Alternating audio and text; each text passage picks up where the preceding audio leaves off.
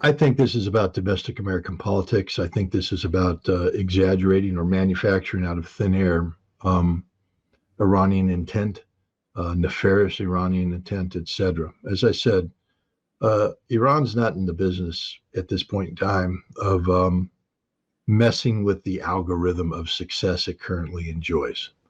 Um, from the Iranian perspective, frankly speaking, it doesn't matter who wins this election. It doesn't. So why would Iran invest resources into trying to control the outcome of this election? Iran, like China, like Russia, has pretty much turned its back on the West. They're no longer concerned about political nuances. Maybe there's a better chance to get sanctions lifted if so and so wins. Maybe we can do this. Maybe we can do that. They don't care because, frankly speaking, regardless of who wins, the policies are going to be bad towards Iran. The Democrats haven't articulated anything that sounds like, oh, we want to improve relations. The Republicans certainly haven't. Um, and so I think the idea of Iran taking such a risk to get involved in a process that it has little chance of altering the outcome, it's absurd. It makes no sense. I don't think Iran is involved because Iran doesn't care. Iran believes that whoever wins is going to be bad for Iran. So therefore, the best thing to do is to solidify your new direction. Iran's no longer pivoted towards the West, hoping for better relations with either the United States or Europe. Iran has pivoted to the East, committed to a Eurasian, economic union, a Eurasian security infrastructure, committed to the Shanghai Cooperation Organization, committed to BRICS. That's the direction they're headed. So I think almost everything you hear about Iran interfering in the United States is manufactured. It's made up. It's speculative. The point is that they're thinking that without Iran, Palestinians, Hamas was not capable of doing that offensive on Israelis. That shows a lot of disrespect for Hamas. Um, I mean, did Iran play a role in arming Hamas? Yeah, there's no doubt in my mind that many of those weapons were provided by Iran, but Hamas is not incapable of developing its own um, capabilities. But again, let's just be real. Hamas wouldn't have been able to do October 7th with the resources it had available or sustain this resistance for 10 plus months with resources if Iran wasn't involved in this. Iran has played a very, very big role in this. So, there is legitimacy to that argument that, this couldn't have happened without Iran's involvement. But it did happen. And it is the Gazans who are paying the price, which means that this isn't about Iran using Hamas as a tool. This is about Hamas asking for assistance because Hamas knows the direction it wants to go. So I think, that difference, speaks volumes about, the importance of the Iranian thing. Iran didn't invent this crisis. This crisis is because of the Nakba. This crisis is because of irresponsible Israeli policy over the years.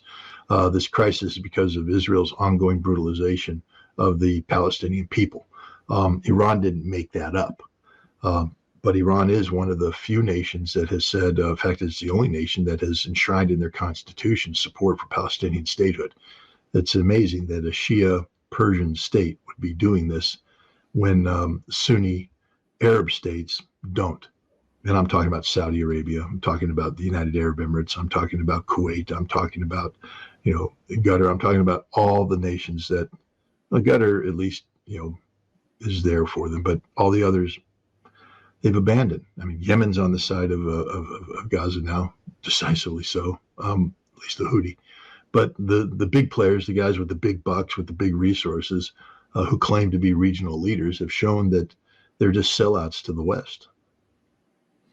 And the other perception on the part of Washington, it seems that they're thinking that Iran is behind Houthis, behind Hezbollah, and Iran can control 100% their behavior.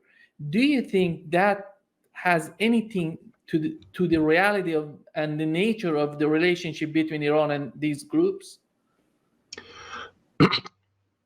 First of all, the Houthi exist in a historical context that has nothing to do with Iran.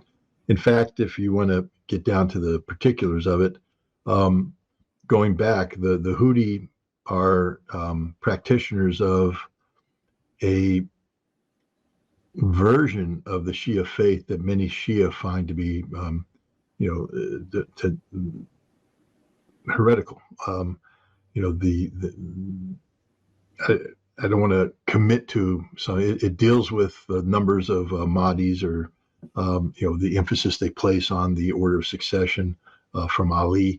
But the bottom line is they've taken the succession in a different direction than the Twelvers or the mainstream Shia faith that is in place in Iran. And there are many in the Iranian Shia community, and Iran is a heavily religious state governed by a theocracy, who viewed the Houthis as not being of true faith. So the idea that they're the loyal servants of Iran is absurd. But from a geopolitical standpoint, Iran has identified with the Houthi cause because they're pitted against some of Iran's major regional adversaries, Saudi Arabia in particular. So, the Houthi have a very close link with Iran, and their defenses are very much influenced by Iran. But the idea that the Houthi are automatically an extension of Iran and will do whatever Iran dictates, it's more complicated than that. The same thing you can say about Hezbollah. Iran has a relationship with the Shia of Lebanon, especially in the south, Bekaa Valley, south of the Litani River, where Iranian clerics came in to profess the faith.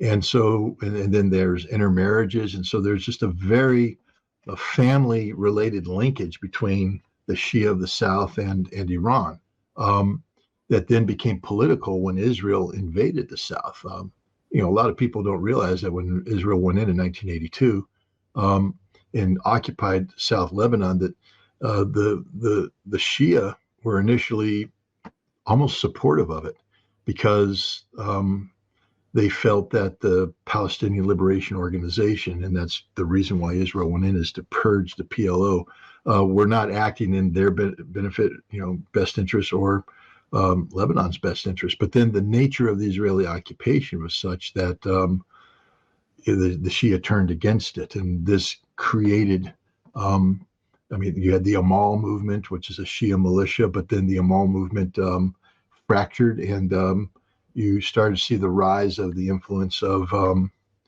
Shia clergy, and next thing you know, you have this entity created called Hezbollah, which is supported by Iran, not so much officially early on, but because of family.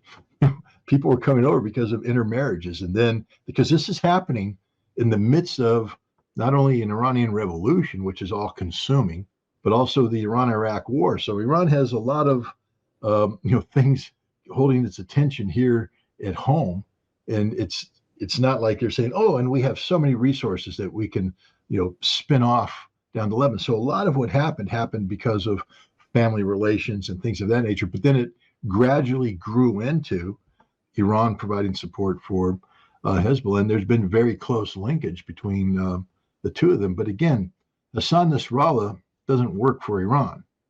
I mean, he, from a theocratic standpoint, yes, he is a believer in Vilayat-e Faqih, the supreme jurisprudence of the supreme leader. And from a religious standpoint, yes, that is true. But what influences Hassan Nasrallah isn't domestic Iranian politics, but domestic Lebanese politics.